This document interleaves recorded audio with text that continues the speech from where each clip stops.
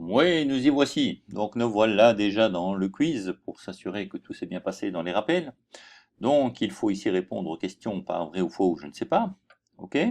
En tenant bien compte du fait que toute bonne réponse donne lieu à plus un point en plus. Un je ne sais pas, c'est 0, très simplement. Par contre, une mauvaise vous amène dans les négatifs, avec un -1.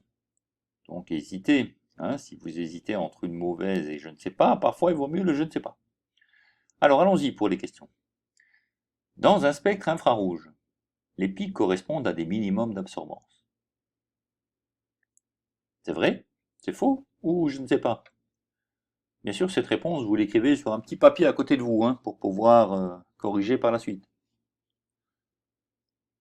Question 2. Une espèce chimique colorée dont le maximum d'absorbance se situe à 750 nanomètres est de couleur verte. C'est vrai? C'est faux? Ou je ne sais pas? Question 3. Dans un spectre RMN, un proton voisin de 3 protons équivalents fournit un quadruplé. V, F, N. Quelle est la bonne réponse? Question 4. Dans la molécule de méthanol, CH3OH, le spectre proton du groupe méthyle-CH3 apparaît sous la forme d'un singulier. C'est vrai? C'est faux? Ou j'en ai aucune idée, je ne sais pas. Enfin, question 5. Dans la molécule de CH3CO, CH2, CH3, le spectre RMN du proton contient 2 signaux. Oui, c'est vrai. Non, c'est faux. Eh bien, je ne sais pas. Je ne sais pas du tout. Bon, mais voilà. Hein. Normalement, les réponses sont écrites sur ton petit bout de papier à côté de toi. Et si tu as terminé et que tu es certain de toi, eh bien, on va corriger. Alors, allons-y. Pour la question 1, la réponse est faux. La réponse à la question 2, c'est vrai. La réponse à la question 3, c'est vrai aussi. La réponse à la question 4, c'est encore vrai. Par contre, la réponse à la question 5, c'est faux. Voilà.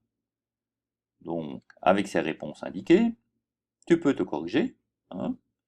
N'oublie pas, les règles sont ici. Et donc, tu calcules tes points. Si tu as moins de 3 sur 5, eh bien, tu vas refaire les rappels parce que tu as raté quelque chose, très certainement. Sinon, eh bien, on va continuer. Là, je vais donner les corrections de ce quiz et nous allons pouvoir aller aux méthodes et aux exercices. Alors, si tu continues, c'est que tu as plus de 3 sur 5, allons-y. Dans un spectre infrarouge, les pics correspondent à des minimums d'absorbance. Bien, c'est faux. C'est faux. Retournez voir dans les rappels si vous ne vous souvenez pas. Dans un spectre infrarouge, les pics correspondent à des minimums de transmittance, donc à des maximums d'absorbance. Ok? Voilà, voilà. Alors, deuxième question. Une espèce chimique colorée dans le maximum d'absorbance, dont le maximum d'absorbance se situe à 750 nanomètres, est de couleur verte.